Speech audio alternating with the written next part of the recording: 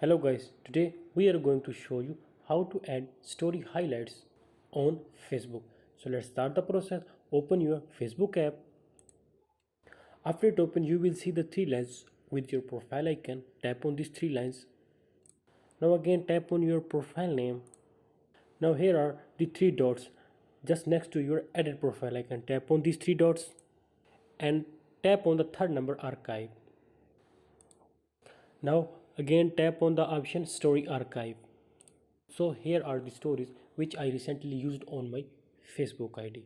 Now tap on the story which you want to add on Facebook as your highlight, like I'm tapping on this one. So tap on the option feature which is at the right bottom. Now if you want to give the name to your highlights, then tap on this new option which is at the left bottom. Now put the name of your highlight like I am typing.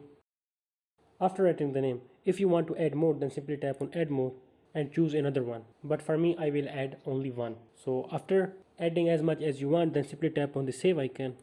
The story has been added to your Facebook highlight. Now let me show you.